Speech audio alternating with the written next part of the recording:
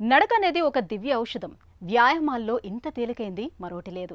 ఎలాంటి వ్యాయామమైనా ఆరోగ్యాన్ని పెంచేదే కావచ్చు. కానీ నడకతో ప్రత్యేకంగా వనగూరే ఆరోగ్య ప్రయోజనాలు చాలానే ఉన్నాయి. నడకతో శరీరం ఫిట్నెస్ను సంతరించుకుంటుంది.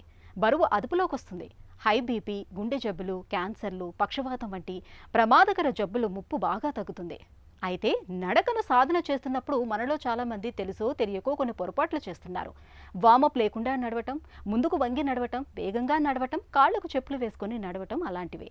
నడక విషయంలో సాధారణంగా చేసే పొరపాట్లు ఏమిటో, నడకను ఒక వ్యాయామంగా ఎలా సాధన చేయాలో ఇప్పుడు తెలుసుకుందాం.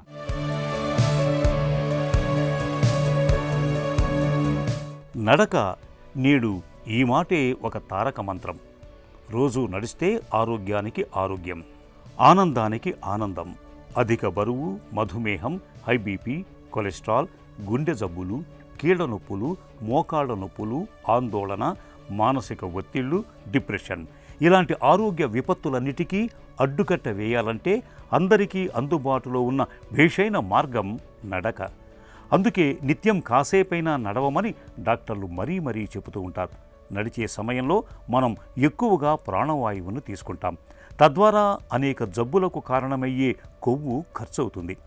ఇంకా శరీరంలో ఎండార్ఫిన్స్ విడుదలై రోగ నిరోధక శక్తి కూడా పెరుగుతుంది. అందుకే నడకను ఆరోగ్యదాయనిగా చెప్పచ్చు.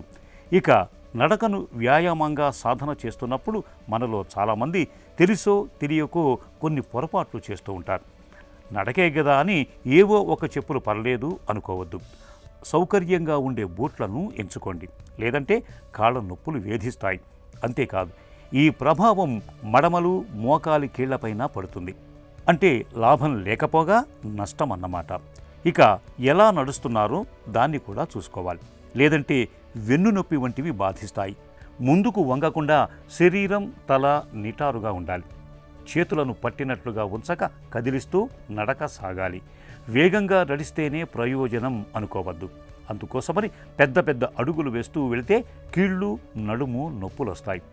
మరీ నెమ్మదిగా కాకుండా మీకు సౌకర్యంగా ఉన్నంత వేగంలో నడిస్తే చాలు. ఇక వ్యాయామాలకు ముందు వార్మప్లు చేస్తాం కదా, ఇది నడకకి వర్తిస్తుంది. వాకింగ్కి ముందు చిన్నపాటి స్ట్రెచ్లు చేయండి. ఇది శరీరాన్ని సిద్ధం చేయటమే కాదు, నొప్పులు వంటివి దరిచేరకుండాను కాపాడుతుంది. అలాగే వెంట నీళ్ల సీసాని మరవద్దు. మధ్యలో కొన్ని నీళ్లను తాగితే నడక పూర్తయ్యాక నీరసం వంటివి దరిచేరకుండా ఉంటాయి.